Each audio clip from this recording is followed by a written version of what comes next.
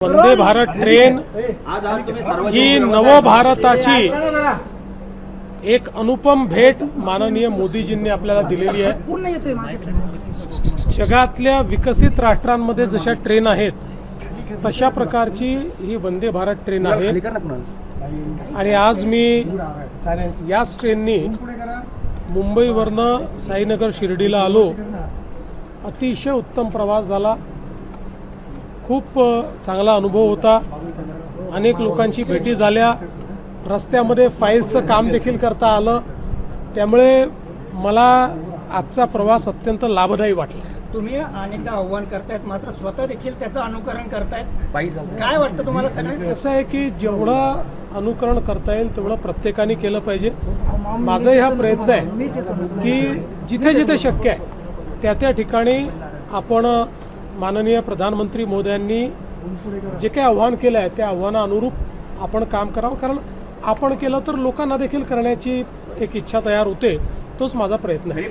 भक्ती पाठोपाठ कुठेतरी महाराष्ट्राच्या ग्रामीण भागामध्ये पेट्रोल डिझेल मिळत नाहीये, रांगा लागतायत आणि कुठेतरी या संदर्भात मी कालच सगळ्या जिल्हाधिकाऱ्यांना आणि विभागीय आयुक्तांना सूचना केलेल्या आहेत। त्या त्या ठिकाणी शेतकऱ्यांना जो काही डिझेल लागेल ते उपलब्ध करून द्या, पण शेतकऱ्यांच्या नावाखाली जर कोणी साठेबाजी करत असेल तर त्याच्यावरही लक्ष ठेवा, कारण काही भागांमध्ये अचानक 20 ते 30% डिझेलचं मागणी, पेट्रोलची मागणी वाढल्याचं दिसत आहे। त्यामुळे दरवर्षी आपल्याला किती लागतं याची आपल्याला माहिती आहे, त्यात अचानकपणे जर 20-30% वाढत असेल तर त्यात काहीतरी गडबड देखील असण्याची शक्यता आहे। म्हणून शेतकऱ्यांना त्रास होऊ नये अशा दृष्टीनं त्या ठिकाणी काही ना काही उपाययोजना करण्यास सांगितलेल्या आहेत। काही ठिकाणी जिल्हाधिकाऱ्यांनी RC बुक बघून त्यांना डिझेल देणं सुरू केलेलं आहे। मला असं वाटतं की आपण ते करण्याचा प्रयत्न करू। जगभरातील भक्तीचं केंद्र असलेली शिर्डी आता शक्तीचं केंद्र बनते, काय वाटतंय? खूप आनंदाची गोष्ट आहे।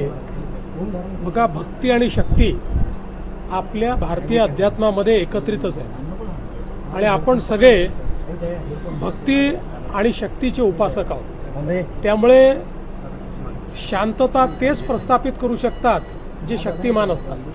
दुर्बल व्यक्ती कधी शांतता प्रस्थापित करू शकत नाही। त्यामुळे आपण जर शक्तिमान असलो तर आपण जगाला साईंचा श्रद्धा आणि सबुरीचा संदेश शिकवू शकतो।